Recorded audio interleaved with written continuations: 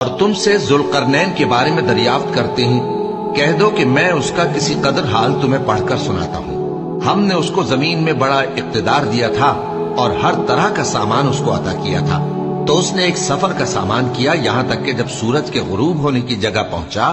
تو اسے ایسا پایا کہ ایک کیچڑ والے چشمے میں ڈوب رہا ہے، اور اس چشمے کے پاس ایک قوم دیکھی۔ ہم نے کہا ذوالقرنین، تم ان کو خواہ تکلیف دو خواہ ان کے بارے میں بھلائی اختیار کرو، دونوں باتوں کی تم کو قدرت ہے۔ ذوالقرنین نے کہا کہ جو کفر و بد کرداری سے ظلم کرے گا اسے ہم سزا دیں گے، پھر وہ اپنے پروردگار کی طرف لوٹایا جائے گا تو وہ بھی اسے بڑا عذاب دے گا، اور جو ایمان لائے گا اور عمل نیک کرے گا اس کے لیے بہت اچھا بدلہ ہے، اور ہم اپنے معاملے میں اس سے نرم بات کہیں گے۔ پھر اس نے ایک اور سامان سفر کیا، یہاں تک کہ سورج کے طلوع ہونے کے مقام پر پہنچا تو دیکھا کہ وہ ایسے لوگوں پر طلوع ہوتا ہے جن کے لیے ہم نے دھوپ سے بچاؤ کی کوئی اوٹ نہیں بنائی تھی۔ حقیقت یوں ہی تھی، اور جو کچھ اس کے پاس تھا ہم کو سب کی خبر تھی۔ پھر اس نے ایک اور سفر کا سامان کیا، یہاں تک کہ دو اونچے سیدھے پہاڑوں کے درمیان پہنچا تو دیکھا کہ ان کے اس طرف کچھ لوگ ہیں کہ بات کو سمجھ نہیں سکتے۔ ان لوگوں نے کہا کہ اے ذوالقرنین،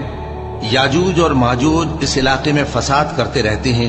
بھلا ہم آپ کے لیے خرچ کا انتظام کر دیں کہ آپ ہمارے اور ان کے درمیان ایک دیوار کھینچ دیں۔ ذوالقرنین نے کہا کہ خرچ کا جو مقدور اللہ نے مجھے بخشا ہے وہ بہت اچھا ہے،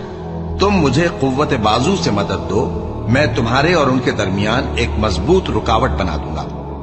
تم لوہے کے بڑے بڑے تختے میرے پاس لاؤ۔ چنانچہ کام جاری کر دیا گیا، یہاں تک کہ جب اس نے دونوں پہاڑوں کے درمیان کا حصہ برابر کر دیا اور کہا کہ اب اسے دھوکو، یہاں تک کہ جب اس کو دھونک دھونک کر آگ کر دیا تو کہا کہ اب میرے پاس تانبا لاؤ کہ اس پر پگھلا کر ڈال دو۔ پھر ان میں یہ قدرت نہ رہی کہ اس پر چڑھ سکیں، اور نہ یہ طاقت رہی کہ اس میں نقب لگا سکیں۔